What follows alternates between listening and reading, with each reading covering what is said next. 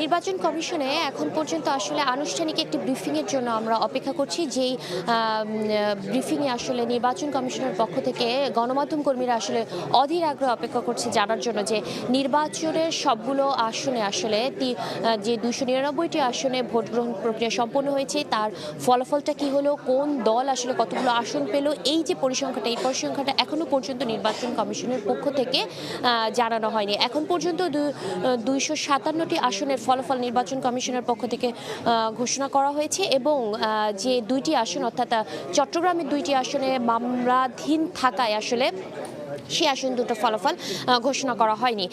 সর্বশেষ নির্বাচন কমিশন সচিব যে সংবাদ সম্মেলনটি করেছিলেন, যে ব্রিফিংটি করেছিলেন, সেই ব্রিফিংয়ে আসলে তিনি কত শতাংশ ভোট জনগণ দিয়েছেন সে তার একটি পরিসংখ্যান তুলে ধরেছিলেন। সেই পরিসংখ্যানটি হচ্ছে 59.44%। সেই 4% পরিসংখ্যানের পর আসলে আমরা নির্দিষ্ট করে সেখান থেকে কোনো তথ্য আসেনি যে হ্যাঁ ভোট গণভোটের আসলে পরিসংখ্যানটা কত।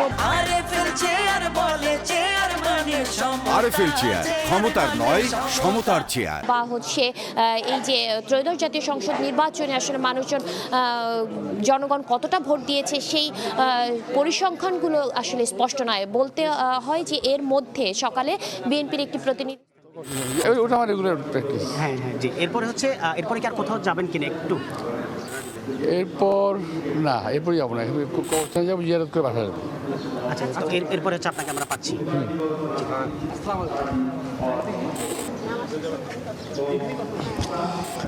আমরা মাত্রই হচ্ছে দেখতে পেলাম যে এই মির্জা আব্বাস সাহেব নির্বাচনের মধ্য দিয়ে যে ওনার যে একটা খুশি উৎফুল্লতা সেটা হচ্ছে আমরা দেখতে পেয়েছি। তবে এক্ষেত্রে একটু বলে রাখতে চাই যে মাত্রই কথা হলো ওনার সাথে যে রাজনৈতিক আসলে এই যে নানান রকম প্রতিহিংসামূলক কথাবার্তা উনি থাকতে চান না। উনি চান যে এই যে এলাকা ভিত্তিক মানুষের যে প্রত্যাশা, বিশেষ করে কিছুক্ষণ আগে এই এলাকার মানুষদের সাথে আমরা কথা বলেছি, তারা চায় যে সন্ত্রাস মুক্ত এলাকা হবে, চাঁদাবাজি মুক্ত এলাকা হবে, সুশিক্ষায় শিক্ষিত হবে এই এলাকার ছেলেমেয়েরা। এর পাশাপাশি হচ্ছে যে প্রত্যেকটি মানুষ যেন ফিরতে পারে নিরাপদে তার নিরে, সেই জিনিসটি আসলে চান। তবে সব কিছু মিলিয়ে বলা যায় যে এখানকার যে মানুষের প্রত্যাশা, সেই প্রত্যাশা পূরণেই কিন্তু উনি কাজ করবেন, এতটুকু কিন্তু আমরা জানতে পেরেছি। তবে ইতিমধ্যে আমরা জানতে পেরেছি উনি মির্জা আব্বাস এই যে ঢাকা 8 আসনের বিএনপি প্রার্থী হয়ে যে 5366 ভোটে বেশি পেয়ে যে শাপলা কলি নাসিরউদ্দিন পাটোয়ারি ওই প্রার্থী চেয়ে জয়ী হয়েছেন।